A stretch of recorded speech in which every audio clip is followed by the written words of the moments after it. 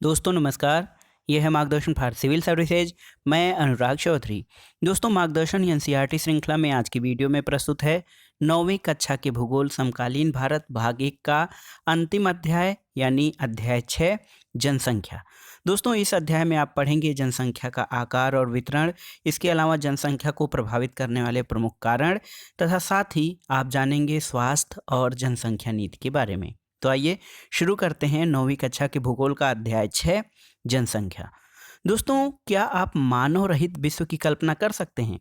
संसाधनों का उपयोग और सामाजिक और सांस्कृतिक वातावरण का निर्माण कौन करता है? साथ ही समाज और अर्थव्यवस्था के विकास में मानव का महत्वपूर्ण योगदान होता है। मानव संसाधनों का निर्माण और उपयोग तो करते ही हैं, वे स्वयं भी विभिन्न गुणों वाले संसाधन होते हैं। यानी मानव जो है प्राकृतिक संसाधनों का उपयोग भले ही करता है, लेकिन मानव स्वयं भी संसाधन होता है। कोयला तब तक चट्टान का एक टुकड़ा था जब तक कि मानव ने उसे प्राप्त करने की तकनीक का आविष्कार नहीं किया और उसे एक संसाधन नहीं बनाया। प्राकृतिक घटनाएं जो बाढ़, सुनामी, जब किसी घनी आबादी वाले गांव या शहर को प्रभावित करती हैं, तभी वो आपदा बनते हैं। दोस्तों इसलिए सामाजिक अध्ययन में जनसंख्या एक आधारी तत्व है और यह एक संदर्भ बिंदु है जिनसे कि दूसरे तत्वों का अवलोकन किया जाता है और उसके अर्थ और महत्व भी ज्ञात किए जाते हैं। संसाधन यानी रिसोर्सेज जो हैं वो आपदा और विनाश का अर्थ केवल मानव के लिए ही महत्वपूर्ण है। उनकी संख्या, वितरण, वृद्धि और विशेषताएं या गुण पर्यावरण के सभी स्वरूपों को समझने में और उनकी विवेचना करने के लिए मूल पृष्ठभूमि प्रदान करते हैं। दोस्तों मानव जो है पृथ्वी के संसाधनों का उपयोग, उत्पादन और उपभोग करता है। इसलिए ये जानना बहुत ज़रूरी है कि एक देश में कितने लोग निवास करते हैं, वे वहाँ कैसे रह सकते हैं और उनकी जनसंख्याओं में वृद्धि क्यों हो रही है और उनकी कौन कौन सी विशेषताएं हैं। दोस्तों भारतीय जनगणना हमारे देश की जनसंख्या से संबंधित जानकारी हमें प्रदान करती है। सबसे पहले हम जनसंख्या से संबंधित 3 प्रमुख प्रश्नों पर विचार करेंगे। पहला प्रश्न क्या है? पहला प्रश्न है जनसंख्या का आकार और वितरण। तो लोगों की संख्या कितनी है और वे कहाँ निवास करते हैं, यानी किन क्षेत्रों में निवास करते हैं। दूसरा प्रश्न ये है जनसंख्या वृद्धि और जनसंख्या परिवर्तन की प्रक्रिया। और तीसरा है जनसंख्या के गुण या विशेषताएं, यानी उनकी उम्र, लिंगानुपात, साक्षरता स्तर, व्यावसायिक संरचना और स्वास्थ्य की अवस्था क्या है। सबसे पहले जनसंख्या के आकार और वितरण के बारे में जानते हैं। दोस्तों भारत की जो जनसंख्या का आकार और जनसंख्या के आधार पर वितरण देखा जाए तो 2011 मार्च 2011 तक भारत की जनसंख्या जो है 12,106 लाख थी, जो कि दुनिया की यानी विश्व की जनसंख्या का 17.5% थी। देखिए यहाँ पे भारत की जनसंख्या 121 करोड़ यानी 1 अरब 21 करोड़ जो है जनसंख्या, ये जनसंख्या कुल जनसंख्या का दुनिया की कुल जनसंख्या का 17% थी और 12.1 करोड़ लोग भारत के 32.8 लाख वर्ग किलोमीटर यानी दुनिया के कुल क्षेत्रफल के मात्र 2.4% के विशाल क्षेत्र में असमान रूप से वितरित हुए हैं। तो भारत की जनसंख्या बहुत अधिक है, लेकिन इसका जो भूभाग है वो दुनिया का मात्र 2.4% है। जनगणना किसे कहते हैं? सेंसस या जनगणना। तो दोस्तों एक निश्चित समय अंतराल में जनसंख्या की आधिकारिक गणना जनगणना कहलाती है। भारत में सबसे पहले 1872 में जनगणना हुई थी, जबकि 1881 में पहली बार एक संपूर्ण जनगणना की जा सकी और उस समय से प्रत्येक 10 वर्ष पर जनगणना होती है।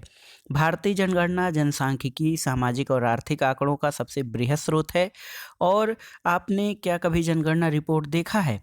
दोस्तों जनगणना रिपोर्ट देखकर आप जान सकते हैं कि किन बिंदुओं पर ये जनगणना आधारित होती है। यहाँ पर आइए देखते हैं जिसकी चर्चा हमने की है कि जो भारत की जनसंख्या है उसको ग्राफिकल निरूपण करें तो इस रूप में जो भारत की जनसंख्या है दुनिया की कुल जनसंख्या का 17.5% है और शेष विश्व की जनसंख्या 82.5% है। लेकिन क्षेत्रफल के आधार पर देखा जाए तो दुनिया का क्षेत्रफल देखिए 97.6% है और दुनिया का क्षेत्रफल के हिसाब से भारत का क्षेत्रफल दुनिया के क्षेत्रफल का मात्र 2.4% ही है। और इस छोटे से क्षेत्रफल पर भूभाग पर दुनिया की 17.5% जनसंख्या निवास करती है। दोस्तों 2011 की जनगणना के अनुसार देश की सबसे अधिक जनसंख्या वाला राज्य उत्तर प्रदेश है, जहां की कुल आबादी 1990 लाख है, यानी 19 करोड़ 90 लाख उत्तर प्रदेश की आबादी है। उत्तर प्रदेश में देश की कुल जनसंख्या का 16% हिस्सा निवास करता है। और दूसरी ओर देखा जाए हिमालय क्षेत्र के राज्य सिक्किम की आबादी केवल 6 लाख ही है और लक्षद्वीप में केवल 64,429 लोग, यानी 64,429 लोग निवास करते हैं। तो इस प्रकार से आप देख सकते हैं कि जनसंख्या का जो वितरण है वो बहुत असमान रूप से है। भारत की लगभग आधी आबादी जो है केवल 5 राज्यों में निवास करती है: उत्तर प्रदेश, महाराष्ट्र, बिहार, पश्चिम बंगाल और आंध्र प्रदेश। और क्षेत्रफल की दृष्टि से राजस्थान सबसे बड़ा राज्य है, जिसकी आबादी भारत की कुल जनसंख्या का केवल 5.5% है। भारत की जनसंख्या के असमान वितरण का कारण इसके भूभाग जो है, या यातायात संचार साधनों का विकास, इसके अलावा जो भौगोलिक परिस्थितियां हैं वो काफ़ी हद तक उत्तरदायी हैं। जनघनत्व के आधार पर भारत का जनसंख्या वितरण अगर जो आप देखेंगे तो जनसंख्या घनत्व असमान वितरण का बेहतर चित्र प्रस्तुत करता है। प्रति इकाई क्षेत्रफल पर में रहने वाले लोगों की संख्या को जनसंख्या घनत्व कहते हैं और भारत दुनिया के घनी आबादी वाले देशों में से एक है। केवल बांग्लादेश और जापान का जनसंख्या घनत्व देखा जाए तो भारत से अधिक है। बांग्लादेश और जापान का जनसंख्या घनत्व कितना है आप पता करिए। दोस्तों 2011 में भारत का जनसंख्या घनत्व 382 व्यक्ति प्रति वर्ग किलोमीटर था। इसमें बिहार राज्य की जो जनसंख्या घनत्व है वो 1102 व्यक्ति प्रति किलोमीटर है। वही अरुणाचल प्रदेश में केवल 17 व्यक्ति प्रति वर्ग किलोमीटर में रहते हैं। और यहाँ पर देखिए किस तरह से ये भारत की जनसंख्या के आधार पर जनसंख्या वितरण दिखाया गया है कि उत्तर प्रदेश में भारत की कुल जनसंख्या के 16% लोग, महाराष्ट्र में 9%, बिहार में 9%, पश्चिम बंगाल में 8%, उसी प्रकार आंध्र प्रदेश में 7%। तो जैसा कि आप देख सकते हैं मध्य प्रदेश में 6%, तमिलनाडु में 6%, राजस्थान में 6% और कर्नाटक में 5%, गुजरात में 3%, उड़ीसा, केरल, झारखंड, और असम में 3%। तो देखा जाए तो भारत की जनसंख्या राज्यों के हिसाब से जो है बहुत ही असमान रूप से वितरित है। यहाँ पर आइए देखते हैं भारत की जनगणना 2011 के आधार पर जनसंख्या घनत्व किस प्रकार से है। कलर के आधार पे आप देखेंगे तो जो ग्रीन कलर से जो राज्य दर्शाए गए हैं, यहाँ पे जो जनसंख्या घनत्व है ये 250 से कम है। देखिए उसके अलावा जो उत्तर प्रदेश है ये 751 से 1000 जनसंख्या घनत्व वाला है, जबकि जो रेड कलर है वहाँ पर 1001 से अधिक जनसंख्या, जैसे बिहार और बंगाल की जनसंख्या घनत्व सर्वाधिक है।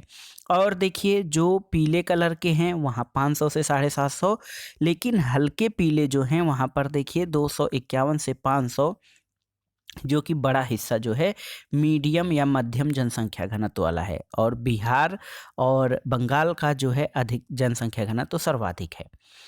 दोस्तों ये देखिए कि 250 व्यक्ति प्रति वर्ग किलोमीटर से कम जनसंख्या घनत्व वाले राज्य कई कम राज्य हैं, जहाँ पे जैसे पहाड़ी राज्य, पूर्वोत्तर के राज्य, यहाँ पे 250 व्यक्ति प्रति वर्ग किलोमीटर से अधिक है। पर्वतीय क्षेत्रों और प्रतिकूल जलवायु अवस्था वाले इन क्षेत्रों की जनसंख्या जो है विरल होती है। और असम और अधिकतर प्रायद्वीपीय राज्यों का जनसंख्या घनत्व मध्यम है। पहाड़ी इलाके, कटे छटे और पथरीले भूभाग, मध्यम से कम वर्षा, छिछली और कम उपजाऊ भूमि इन राज्यों के जनसंख्या घनत्व को प्रभावित करती है। इसके अलावा देखिए दोस्तों उत्तरी मैदानी भाग और दक्षिण में केरल का जो जनसंख्या घनत्व है वो बहुत अधिक है, क्योंकि यहाँ समतल मैदान और उपजाऊ मिट्टी पाई जाती है। साथ ही पर्याप्त मात्रा में यहाँ पर वर्षा होती है।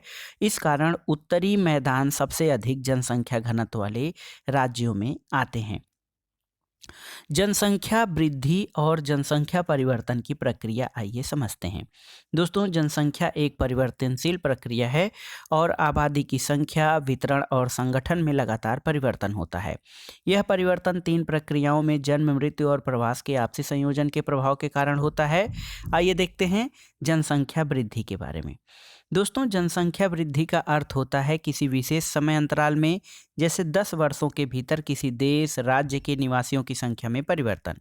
और इस प्रकार के परिवर्तन को दो प्रकार से व्यक्त किया जा सकता है। पहला सापेक्ष वृद्धि और दूसरा प्रतिवर्ष होने वाली प्रतिशत परिवर्तन। प्रत्येक वर्ष या एक दशक में जो बढ़ी हुई जनसंख्या है, कुल जनसंख्या में वृद्धि का परिमाण है। पहले की जनसंख्या जैसे 2001 की जनसंख्या को बाद की जनसंख्या जैसे 2011 की जनसंख्या से घटाकर जनसंख्या के परिमाण या वृद्धि का परिमाण ज्ञात किया जा सकता है। दोस्तों, इसको निरपेक्ष वृद्धि भी कहा जाता है। जनसंख्या की वृद्धि का दर दूसरा महत्वपूर्ण पहलू है। इसका अध्ययन प्रतिवर्ष प्रतिशत में किया जाता है। जैसे कि ये प्रतिवर्ष 2% की वृद्धि दर का अर्थ है कि दिए हुए किसी वर्ष की मूल जनसंख्या में प्रत्येक 100 व्यक्तियों पर 2 व्यक्तियों की वृद्धि हुई है। इसे वार्षिक वृद्धि दर भी कहा जाता है। उदाहरण के लिए भारत की आबादी 1951 में 3,610 लाख से बढ़कर 2011 में 12,100 लाख हो गई है। तो यहाँ पर देख सकते हैं आप किस प्रकार से भारत की जनसंख्या वृद्धि का परिमाण और दर इसमें दिखाया गया है। जैसे 1951 में कुल जनसंख्या 361 लाख थी, 361 10 लाख है तो कहा जाए तो यहाँ पर देखिए वार्षिक वृद्धि दर 1.25% थी। 1961 में वार्षिक वृद्धि 1.96%, 1971 में 2.20% और यहाँ पर देखिए 1981 जो है सर्वाधिक वार्षिक वृद्धि दर 2.22% प्राप्त हुई थी।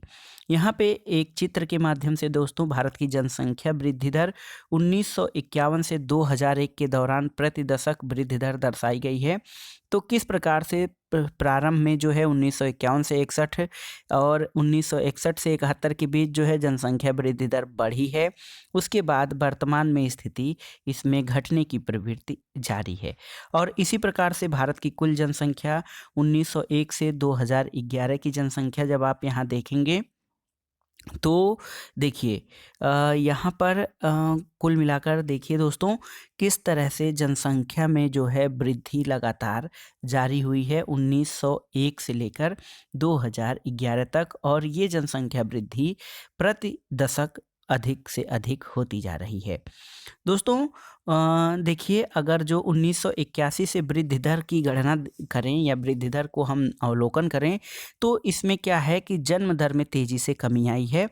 फिर भी केवल 1990 में केवल कुल जनसंख्या 1820 लाख की वृद्धि हुई थी और इतनी बड़ी वार्षिक वृद्धि इससे पहले कभी नहीं हुई है।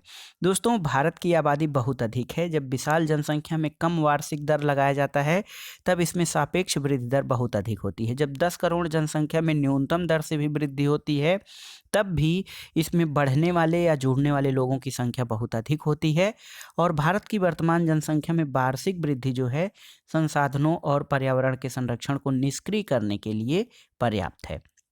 यानी वर्तमान जनसंख्या भारत की इतनी अधिक है और वार्षिक वृद्धि इसमें इतनी अधिक है कि ये संसाधन इससे सीमित हो जा रहे हैं क्योंकि प्रति व्यक्ति संसाधनों की उपलब्धता भी कम हो रही है और इससे पर्यावरण संरक्षण की दिशा में भी कोई प्रयास नहीं किया जा रहा है।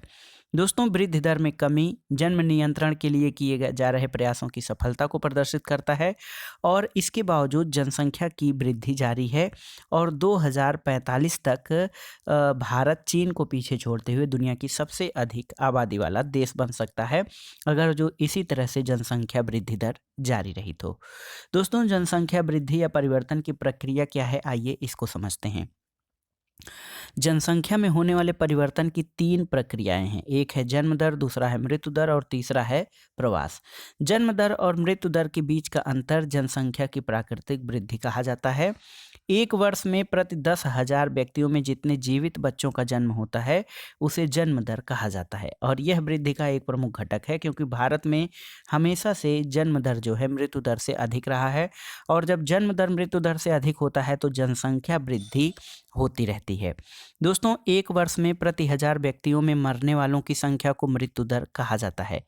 और मृत्यु दर में तेज गिरावट जो है भारत की जनसंख्या में वृद्धि का एक प्रमुख कारण है। 1980 तक उच्च जन्म दर और मृत्यु दर में लगातार गिरावट के कारण जन्म दर और मृत्यु दर में काफ़ी बड़ा अंतर आया है, और इस कारण जनसंख्या वृद्धि दर अधिक हो गई है। 1981 से धीरे धीरे जन्म दर में गिरावट आनी शुरू हुई, और जिसके परिणामस्वरूप जनसंख्या वृद्धि दर में भी गिरावट आई। जनसंख्या वृद्धि का तीसरा घटक है दोस्तों प्रवास। प्रवास लोगों का एक क्षेत्र से दूसरे क्षेत्र में चला जाना प्रवास कहलाता है। प्रवास जो है आंतरिक क्षेत्र यानी देश के भीतर, या अंतर्राष्ट्रीय यानी देशों के बीच हो सकता है। तो प्रवास दो प्रकार का होता है। एक तो देश के भीतर एक जगह से दूसरे जगह पर जाना, यानी गांव से शहरों की ओर या शहर से गांव की ओर, या फिर एक देश से दूसरे देश के बीच को भी प्रवास कहा जाता है।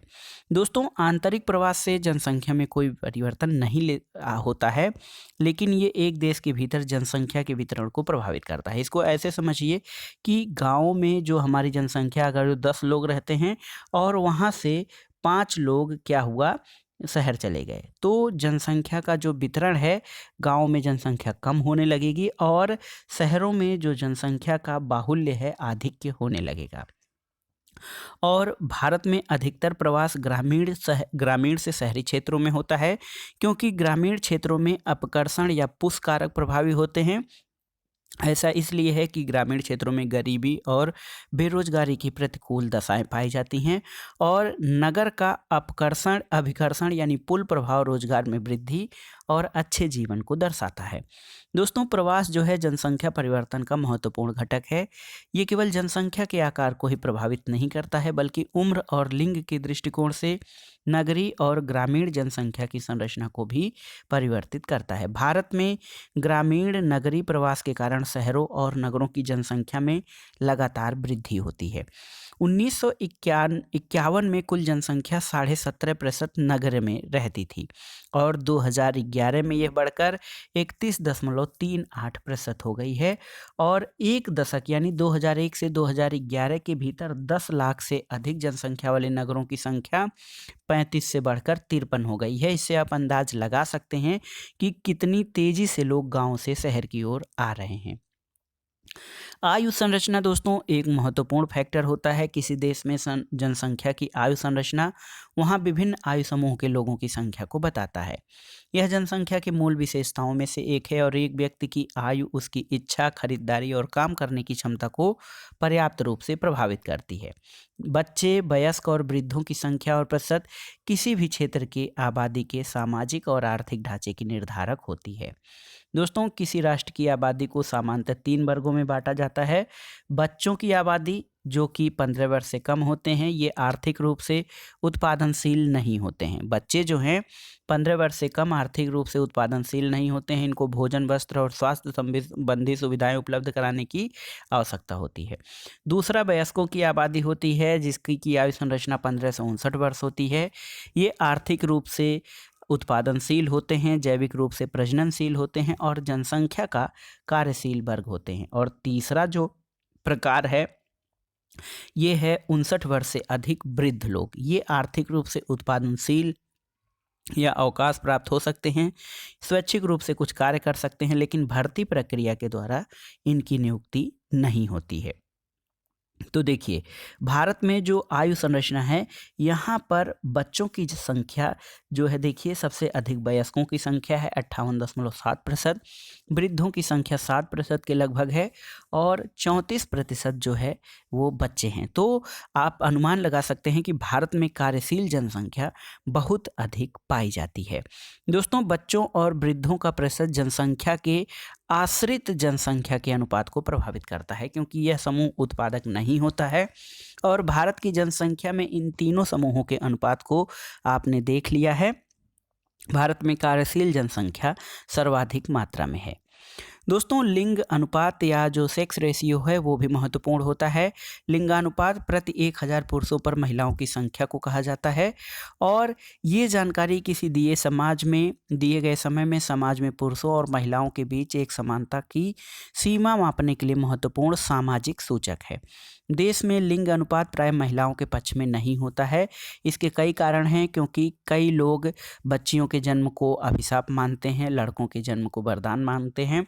इसके अलावा जो हमारा समाज है पितृसत्तात्मक परिवार, उसमें भी हर परिवार की इच्छा होती है कि उसके घर में बच्चे पैदा हों, मतलब लड़के पैदा हों, लड़कियां न हो।